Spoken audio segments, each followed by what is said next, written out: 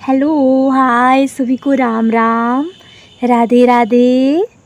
आप सभी को आपके अपने यूट्यूब चैनल जानकी क्लासेस पर सभी का दिल से बहुत बहुत स्वागत है। आई होप कि आप सभी लोग बढ़िया होंगे, मस्त होंगे और अपने तैयारी में भी लगे होंगे। तो चलिए आज के सेशन की शुरुआत करते हैं, जो कि बहुत ही महत्वपूर्ण टॉपिक होने वाला है। तो बस थोड़ा सा पेशेंस बना के आप लोग वीडियो में एंड तक जरूर बने रहिएगा। और अगर आप लोग को वीडियो पसंद आए तो प्यारा share, comment, like, share and subscribe motivation के लिए आप लोग जरूर करिएगा। चलिए आज का फर्स्ट क्वेश्चन आपके स्क्रीन पर है कि निम्नलिखित में से पर्वतारोहण के ग्रुप लीडर को निभाने के लिए दी जाने वाले जिम्मेदारियों को चुनिए। Help others in caring their bags, बाकी सदस्यों के सामान ले जाने में सहायता करना। Keep yourself at the front and let the group follow him, अपने ग्रुप में सबसे आगे रहना और अन्य सदस्यों को अपने पीछे चलाना। Find a good place to stop for a rest and arrange food for the group, विश्राम के लिए अच्छा स्थान ढूंढना और भोजन की व्यवस्था करना। और आपको फोर्थ बोल रहा है कि ask those two stay back who can not climb properly, जो उचित प्रकार से नहीं चढ़ सकते हैं उन्हें रुकने के लिए कहना। और look after those who are not well, जो साथी बीमार हो उनका ध्यान रखना। तो बोल रहे हैं कि निम्नलिखित में से कौन से आपके ग्रुप लीडर जो आपके पर्वतारोहण के होते हैं उनकी जिम्मेदारी कौन कौन सी है। तो देखिए, बाकी सदस्यों के सामान ले जाने में सहायता करना, अपने ग्रुप में सबसे आगे रहना और अन्य सदस्यों को अपने पीछे चलाना, विश्राम के लिए अच्छा स्थान ढूंढना और भोजन की व्यवस्था करना। और जो उचित प्रकार से नहीं चढ़ सकते उन्हें रुकने के लिए कहना, जो साथी बीमार हो उनका ध्यान रखना। तो देखिए इसमें जो ये ऑप्शन दे रहा है ना, या आपको ऑप्शन ए जो दे रहा है बाकी सदस्यों की सामान ले जाने में सहायता करना, तो ये बात आपकी सही है। और ये बोल रहा है कि अपने ग्रुप में सबसे आगे रहना और अन्य सदस्यों को अपने पीछे चलने के लिए कहना, तो ये बात आपका गलत है। और फिर बोल रहा है आपको थर्ड क्या बोल रहा है कि विश्राम के लिए अच्छा स्थान ढूंढना और भोजन की व्यवस्था करना, तो ये बात तो एकदम पॉजिटिव वर्ड है, तो ये आपका राइट हो जाएगा। फिर बोल रहा है कि जो उचित प्रकार से नहीं चढ़ सकते उन्हें रोकने के लिए, तो रोकना क्यों है, उनको हेल्प करना है ना, तो ये बात भी आपका गलत है। Look after those who are not well, तो ये बात सही है आपका। जो ए बी ए सी एंड ई क्या है आपका, A C and E, A B A C and E आपका, देखिए बी आपका राइट आंसर है, जो बी है आपका राइट आंसर है। चलिए नेक्स्ट देखते हैं। अच्छा, यहाँ पे आप लोग देख लीजिए कि पर्वतारोहण एक साहसिक गतिविधि है। पर्वतारोहण उन लोगों द्वारा किया जाता है जो व्यापक रूप से शारीरिक प्रशिक्षण गुजरना चाहते हैं और दृढ़ इच्छा शक्ति रखते हैं। इसके अलावा पर्वतारोहण एक सामूहिक क्रिया है जिसमें ग्रुप लीडर होते हैं और जिनके निम्न कार्य होते हैं। ग्रुप लीडर को ग्रुप के पीछे चलना चाहिए, ग्रुप के सदस्यों को सामान ले जाने में सहयोग करना चाहिए, ग्रुप के सदस्यों को चढ़ने में मदद करना चाहिए, ग्रुप के सदस्यों के थक जाने पर रुकने के लिए सही जगह ढूंढना और भोजन की व्यवस्था करना चाहिए, ग्रुप के सदस्यों के बीमार पड़ने पर उनकी देखभाल करना चाहिए और ग्रुप के सदस्यों के लिए खाने पीने की व्यवस्था करना चाहिए। इसलिए चलिए यहाँ तक आप लोग का क्लियर हुआ। नेक्स्ट पे चलें। नेक्स्ट क्वेश्चन आपके स्क्रीन पर है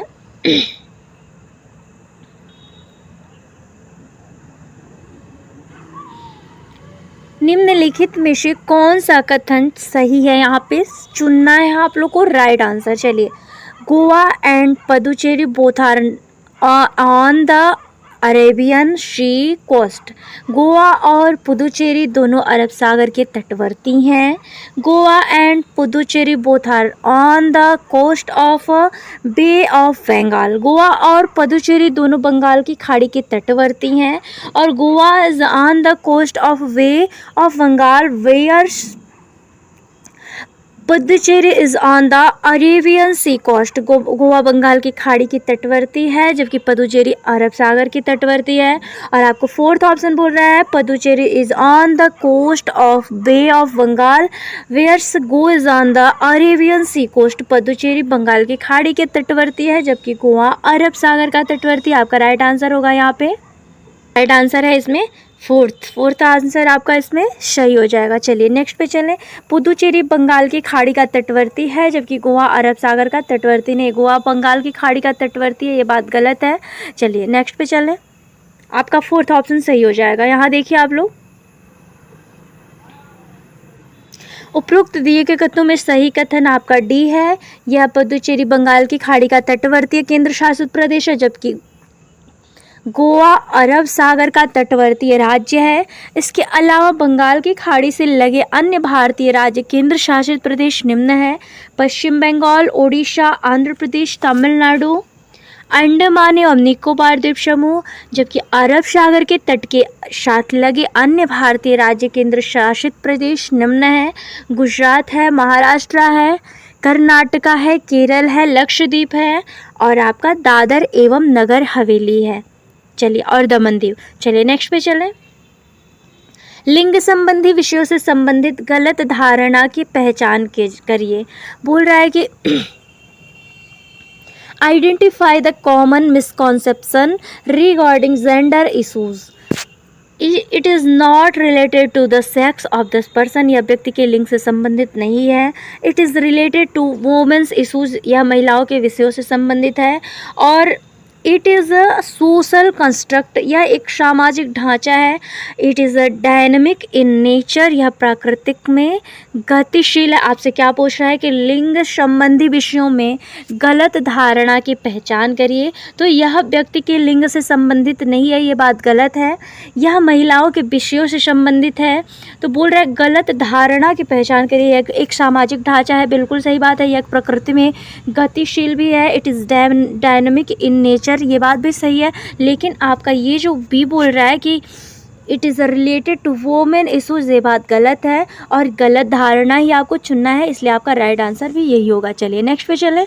नेक्स्ट क्वेश्चन यहाँ पर आप लोग देखिए, लिंग संबंधी विषयों से संबंधित गलत धारणा यह है कि महिलाओं के विषय से संबंधित है। लिंग एक सामाजिक सांस्कृतिक शब्द एवं सामाजिक ढांचा, यह व्यक्ति के लिए से संबंधित नहीं है।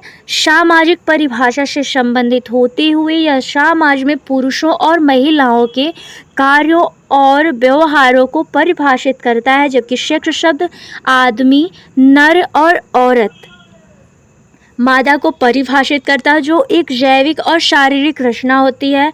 और वैश्विक लैंगिक अंतराल सूचकांक 2022 में भारत 146 देशों में 135वें स्थान पर रहा है आपके 2022 के सूचकांक में। चलिए अब नेक्स्ट पे चलें। पांचवा क्वेश्चन आपके स्क्रीन पर है कि निम्नलिखित में से भारत के राज्यों के किस समूह में तेल क्षेत्र है। बोल रहा है आपसे आसाम, गुजरात, महाराष्ट्र, आंध्र प्रदेश, उत्तर प्रदेश, गुजरात, आपका महाराष्ट्र, आंध्र प्रदेश अथवा अरुणाचल प्रदेश, उत्तर प्रदेश और आपका गुजरात अथवा असम। फिर आपसे बोल रहा है कि तमिलनाडु, गुजरात, महाराष्ट्र अथवा आंध्र प्रदेश। तो आपका राइट आंसर क्या होगा? असम होगा, गुजरात होगा, महाराष्ट्र होगा और आंध्र प्रदेश। और ये क्वेश्चन आपके सीटेट में बार बार पूछा जाने वाला क्वेश्चन है, इसलिए एक एक टॉपिक ध्यान से देखते चलिएगा। चलिए नेक्स्ट पे चलें।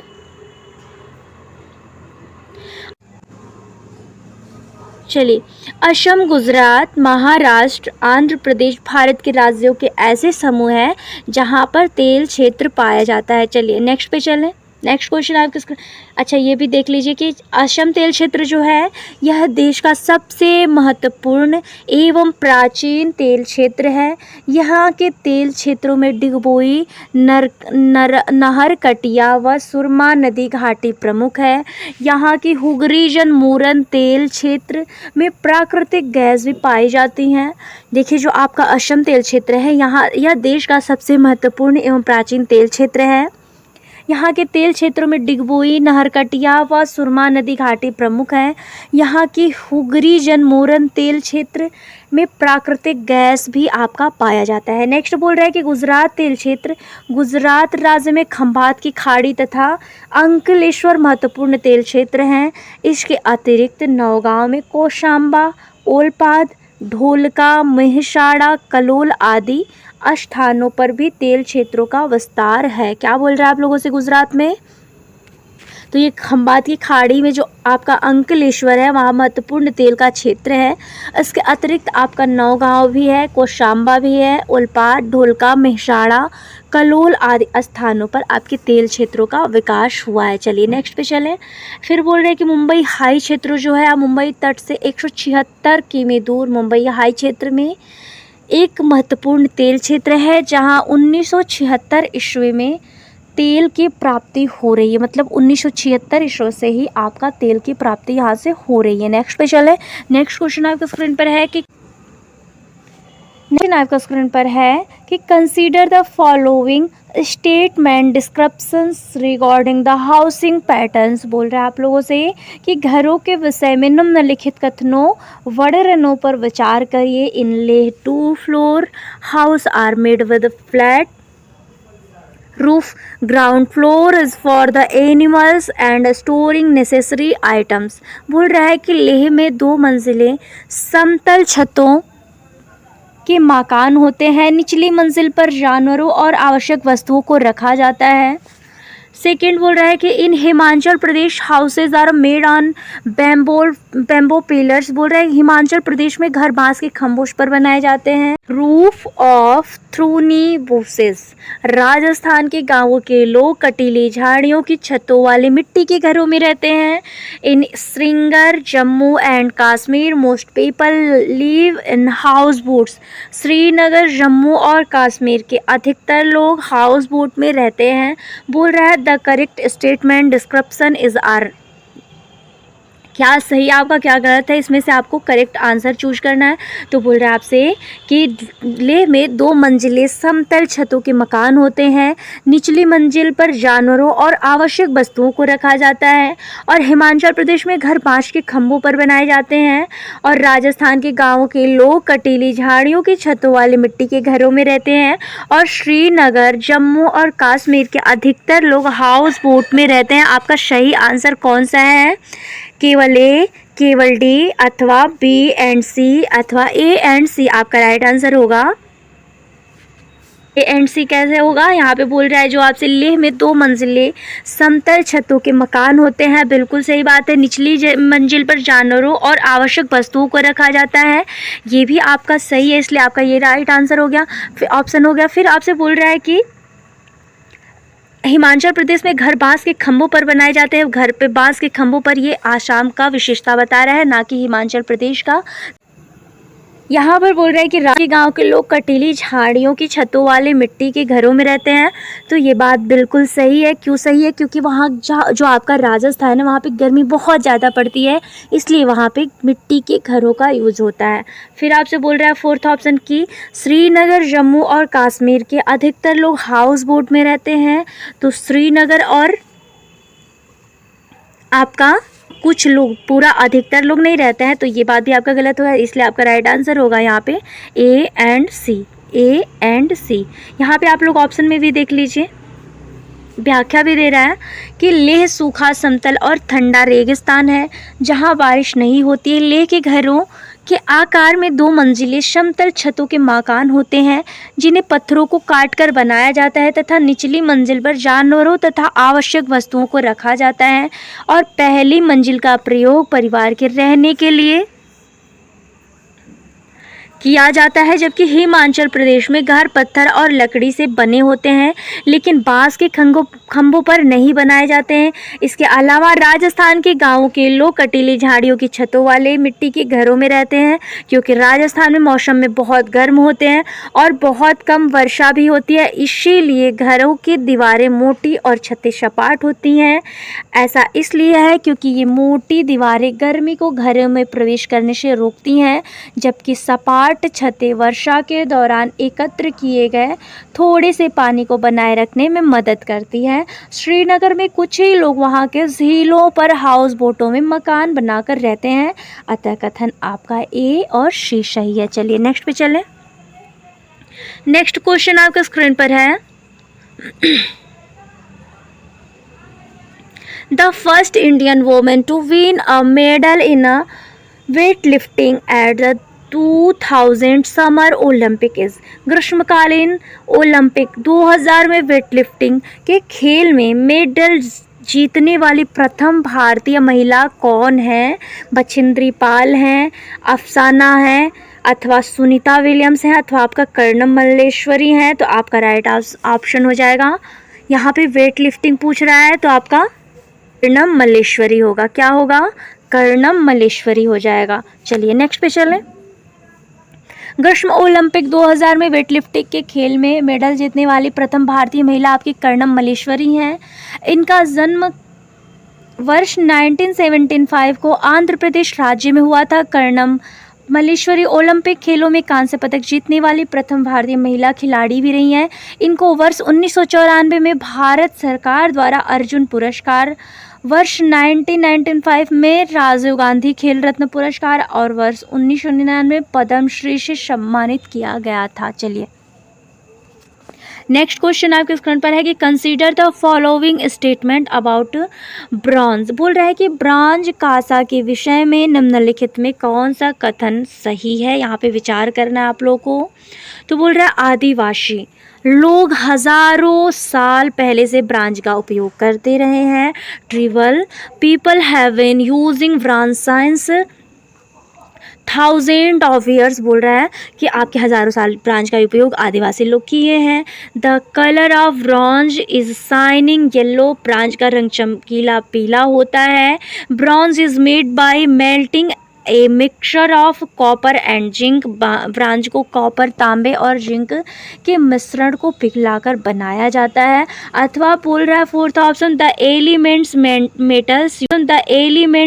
Metals used the making bronze are obtained from deep mines. बोल रहा है कि ब्रॉन्ज को बनाने में उपयोग किए जाने वाले तत्व धातु गहरी खानों से प्राप्त किए जाते हैं। कौन सा कथन द करेक्ट स्टेटमेंट आर? सही कथन है आपका। बोल रहा है कि आदिवासी लोग हजारों साल पहले ब्रॉन्ज का उपयोग करते थे। तो ये बात आपका सही है। तो ये तो आपका सही हो गया। फिर आपसे बोल रहा है कि ब्रॉन्ज का रंग चमकीला पीला होता है। तो नहीं, आपका bronze is made by melting a mixture of copper and zinc. Bronze को कॉपर, तांबे और जिंक के मिश्रण को पिघलाकर बनाया जाता है। ये बात भी गलत है आपका। ये बोल रहा है कि ब्रॉन्ज को बनाने में उपयोग किए जाने वाले तत्व धातु गहरी खदानों से प्राप्त किए जाते हैं। ये बात बिल्कुल सही है। तो आपका राइट ऑप्शन हो जाएगा ए एंड डी। क्या होगा? A and D. A and D. चलिए थोड़ा सा यहाँ पे आइए, यहाँ पे देख लीजिए। ये थोड़ा सा आप लोग का थोड़ा व्याख्या भी दे रहा है कि ब्रॉन्ज कांसा एक मिश्र धातु है जो आदिवासी लोग हजारों साल पहले उपयोग करते रहे हैं तथा इसको तांबा और टीन के मिश्रण को पिघलाकर बनाते हैं। इसके अलावा ब्रॉन्ज को बनाने में उपयोग किए जाने वाले तत्व धातु गहरी खानों से प्राप्त किए जाते हैं। कांस्य ब्रॉन्ज का रंग मुख्यतः भूरा होता है। चलिए नेक्स्ट क्वेश्चन आपके स्क्रीन पर है कि which of the following statement is true with respect to family. परिवार के संदर्भ में निम्नलिखित में से कौन सा सही है? A family must consist of only blood related persons। बोल रहा है कि एक परिवार में केवल रक्त संबंधी व्यक्ति हो सकते हैं। Adopted children cannot be called family members। दत्तक बच्चों को परिवार का सदस्य नहीं कहा जा सकता है। फिर ऑप्शन में क्या दे रहा है कि केवल एक अभिभावक को के साथ रहने वाले बच्चे परिवार नहीं कहे जा सकते। Children living with only one parents can not be called a family. और आपको फोर्थ ऑप्शन बोल रहा है कि an ideal family can mean different things to different people. एक आदर्श परिवार का विभिन्न व्यक्तियों के लिए भिन्न अर्थ हो सकता है। तो आपका राइट ऑप्शन भी यही होगा जो आपका बोल रहा है कि एक आदर्श परिवार का विभिन्न व्यक्तियों के लिए विभिन्न अर्थ हो सकता है, ये आपका राइट आंसर होगा। क्यों? क्योंकि केवल जहाँ होगा वो तो निगेटिव वर्ड ही होगा, ये तो आपका कटा। ये फिर बोल रहा है आप लोगों से कि एक परिवार में केवल, तो यहाँ पे भी केवल। और दत्तक शब्द, दत्तक बच्चों को परिवार का सदस्य नहीं हो कहा जा सकता, ये भी आपका गलत है, तो इसलिए आपका राइट ऑप्शन हो जाएगा 4th। यहाँ पे आप लोग व्याख्या भी देखिए, यहाँ पर आप लोग थोड़ा सा व्याख्या लीजिए कि परिवार एक सामाजिक संस्था है जिसमें व्यक्तियों का एक क्रम पाया जाता है और सभी एक उद्देश्य हेतु परस्पर सहयोगात्मक कार्य करते हैं। परिवार में बालक जन्म लेता है, उसी में उसका अंत भी हो जाता है। परिवार का अन्य नाम पूर्व प्राथमिक विद्यालय, पूर्व शिक्षा का केंद्र, पूर्व स्कूल भी है। परिवार में ही बालक सामाजिकरण का पहला पाठ सीखता है तथा एक आदर्श परिवार का विभिन्न व्यक्तियों के लिए भिन्न अर्थ हो सकता है। यहाँ तक आप लोग का क्लियर हुआ। नेक्स्ट पे चलें। नेक्स्ट क्वेश्चन आपके स्क्रीन पर है, नए काम की तलाश में लोगों का मौसमी आवागमन कहलाता है। आपका ऑप्शन दे रहा है डिस्प्लेसमेंट, आपका विस्थापन, अथवा ट्रांसह्यूमन्स आपका ऋतु प्रवास, अथवा माइग्रेशन आपका आप्रवास, अथवा आपका नोमैड्स आपका खानाबदोशी। तो बोल रहा है जब नए काम की तलाश में लोग मौसमी आवागमन करते हैं तो वो आपका कहलाता है, क्या कहलाएगा? आपका ट्रांसह्यूमन्स आपका ऋतु प्रवास कहलाएगा। चलिए नेक्स्ट क्वेश्चन पर चलते हैं। यहाँ पे थोड़ा सा आप लोग देख भी लीजिए कि नए काम की तलाश में लोगों का मौसमी आवागमन ऋतु प्रवास कहलाता है। ऋतु प्रवास में मनुष्य एवं पशुओं का नवीन चारागाहों के लिए मौसमी स्थानांतरण होता है जो निम्न प्रकार का होता है। अल्पाइन या पर्वतीय, ग्रीष्मकाल में ये लोग घाटी से उच्च चारागाहों पर पहुंचते हैं और शरद ऋतु में पुनः घाटियों में वापस आ जाते हैं ना, जैसे कि आपका हुआ नॉर्वे हुआ, आपका स्विट्जरलैंड हुआ।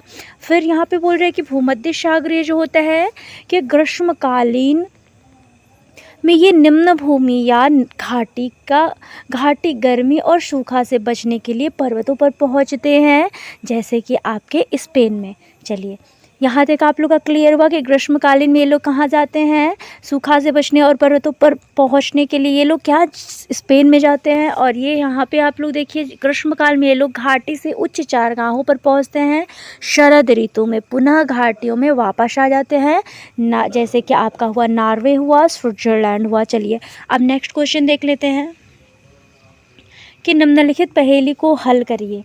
रंग सलेटी पंजे गुलाबी, गुटर गूं करता हूँ, दिन भर शोर मचाता हूँ, घरों में अपना घर बनाता हूँ, बोलो क्या कहलाता हूँ? इसका हल है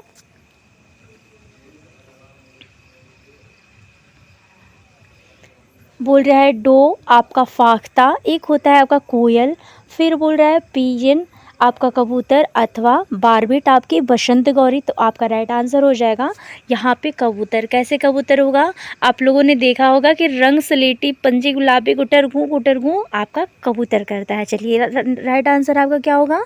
यहाँ पे कबूतर हो जाएगा।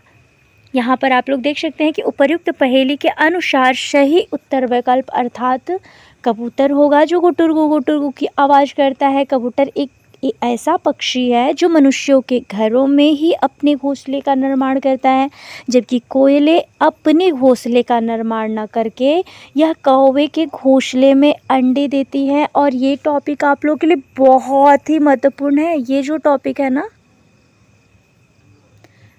टॉपिक है ना बहुत महत्वपूर्ण है।